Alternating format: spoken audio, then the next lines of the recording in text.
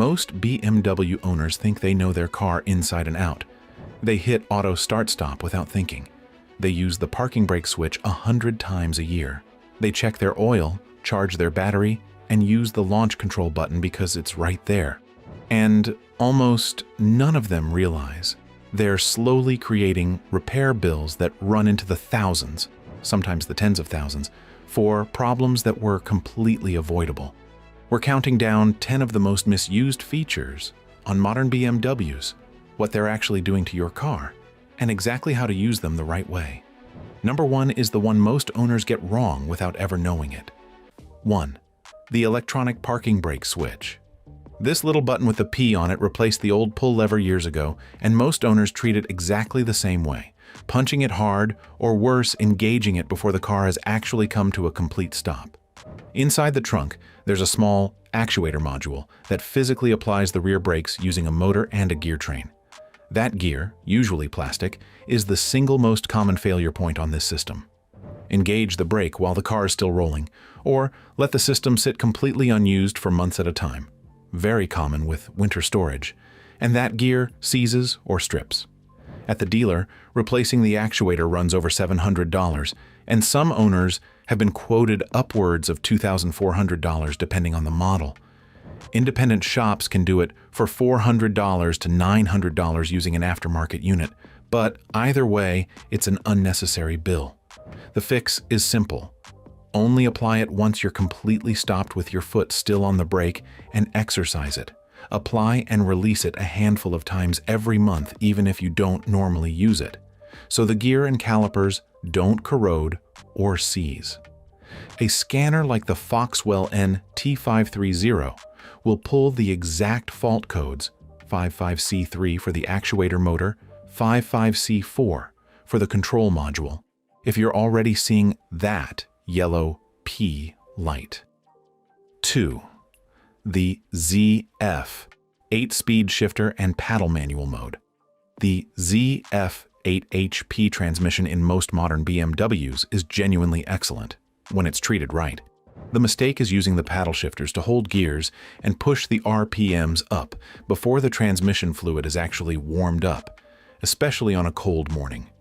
Cold transmission fluid doesn't lubricate or cool the clutch packs the way it should, so forcing hard shifts in that window adds real wear to components inside the mechatronic unit, the single most expensive part in the entire gearbox to replace. Let the transmission do its normal automatic shifting for the first 5 to 10 minutes of any drive, and stick to ZF approved fluid, like ZF Lifeguard Fluid 8, at the recommended service interval. The transmission isn't fragile, but it's not designed to be muscled around cold. 3. Auto start-stop and the wrong battery. This is one almost nobody thinks about until it's already cost them money. BMWs with auto start-stop don't use a regular battery. They require an AGM or EFB battery specifically engineered for thousands of restart cycles, managed by the car's battery management system. The mistake happens at replacement time. An owner or a quick lane shop drops in a cheaper standard battery or installs the correct AGM battery, but never registers it to the BMS. Either way, the system can't manage charging correctly, and that battery can fail in as little as 6 months. It also puts unnecessary strain on the alternator and the start-stop's heavy-duty starter motor, trying to compensate. By the way, if you haven't grabbed it yet, the complete BMW Longevity Bible has the full breakdown of which battery spec your exact model needs and how to register it properly, so you're not guessing at the parts counter. The correct move is simple. Always replace with an OEM spec, AGM or EFB battery. Always have it registered to the BMS afterward and keep it on a smart charger like a CTEK if the car sits for more than a few days. That alone prevents most of the premature failures we just talked about. 4. Checking oil level through iDrive. A lot of newer BMWs don't have a traditional dipstick. The oil level is read electronically and displayed through iDrive. The mistake is checking it cold, right after the car has been sitting overnight, instead of after the engine has actually reached operating temperature. When the engine's cold, Oil is still clinging to the upper parts of the block instead of having drained back into the pan, so the reading comes back artificially low. Owners top it off based on that reading, and now the engine is overfilled. Overfilled oil foams under crankshaft rotation, builds excess pressure, and can damage seals, gaskets, and even the catalytic converter over time. The correct procedure: drive for 10 to 20 minutes until the engine is fully warm, park on level ground, wait about 60 seconds, then check through car, vehicle status, engine oil level, and always use the BMW long life rated oil your engine actually calls for. Liqui Moly's long life formulas are a safe, widely trusted choice if you're topping off yourself. 5. X-Drive, and replacing only 1 or 2 tires. This one has gotten a lot more attention recently because of an active lawsuit over X-Drive transfer case failures, but the root mistake long predates that. The X-Drive system relies on all 4 tires having a matched circumference. Replace only 1 or 2 tires instead of a full set, or mix tread depth significantly, and the transfer case's clutch pack has to slip continuously to compensate for the speed difference. That generates heat, breaks down the fluid faster, and wears the clutch pack prematurely. BMW's own tolerance is tight. Keep tread depth within roughly 2 millimeters across an axle, and circumference within about 1%. Ignore that, and you're looking at a transfer case fluid service in the $250 to $1,300 range if you catch it early, or a full transfer case replacement that can run $7,000 to $13,000 if you don't. Always replace tires in full, matched sets on an X-Drive car. It's not a suggestion. It's the difference between a fluid change and a 5-figure repair. 6. Remote engine, start and driving off. Cold. Remote start is a genuinely useful feature in cold climates, but the mistake is starting the car remotely and then driving off hard the moment you get in, before the engine and oil have actually warmed. Cold oil is thick and slow to reach tight clearances, places like the rod bearings. So, the first few minutes of driving on a cold engine create more wear than the start-stop cycling we already covered. Let it idle for a minute or two after remote start, then drive gently until the temperature gauge starts moving. It's a small habit that protects the engine's internals far more than people expect. 7. Launch control on M models. If your BMW has an M Steptronic or DCT gearbox, launch control is right there waiting to be used. And BMW's own documentation is blunt about it. Using launch control causes premature component wear. The system actually won't even activate until the transmission has had an uninterrupted drive of about 6 miles to reach full operating temperature, which tells you how seriously BMW treats the heat requirement. The mistake is using it repeatedly on the street, especially before that warm-up window.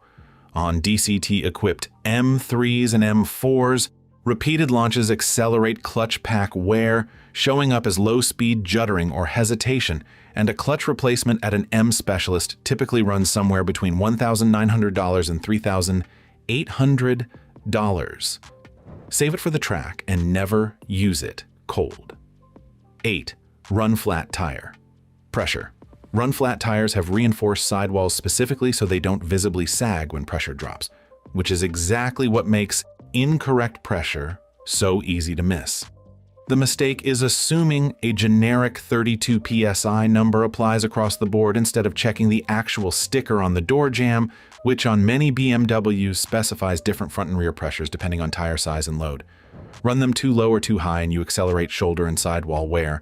And because RFTs don't sag, you can be driving on a slow leak for weeks without any visual clue, right up until the pressure warning finally trips.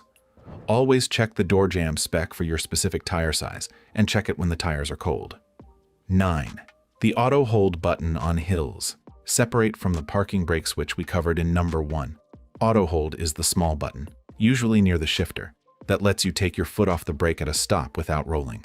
The mistake is using auto hold as a substitute for the actual parking brake on a steep grade for any extended period, like parking on a hill while you run into a store. Holding that clamping force electronically for an extended stretch adds continuous load that contributes to brake pad glazing, and it puts repeated strain on the same actuator system we already talked about. Auto hold is built for short stops in traffic, For anything longer or on an incline, use the actual parking brake and put the transmission in park. 10. Leaving apps and hotspot running after you park. BMW's connected infotainment system can keep drawing power from the 12-volt battery even with the engine off. Streaming, the Wi-Fi hotspot, background apps, on its own that's a minor drain. Combined with an AGM battery that's already working overtime from start-stop cycling, especially if most of your driving is short trips that never give the alternator a real chance to recharge it, it adds up fast. And a weak battery doesn't just leave you stranded. It's the root cause behind false faults in half the systems we just covered, from the parking brake actuator to the oil level sensor. Don't leave streaming or the hotspot running once you've parked unless the engine's on, and check your battery voltage periodically with a basic scan tool. 10 features, and every single one of them traces back to the same theme. These systems aren't fragile, they're just unforgiving of shortcuts. A weak or wrong battery, a cold start, a mismatched tire. Any one of these quietly compounds into the next.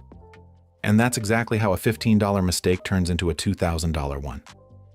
If you want the complete maintenance schedule that keeps every system we covered today running the way BMW actually designed it, battery specs, fluid intervals, the real numbers, not the dealer's upsell version, that's exactly what's inside the complete BMW Longevity Bible. Links in the description.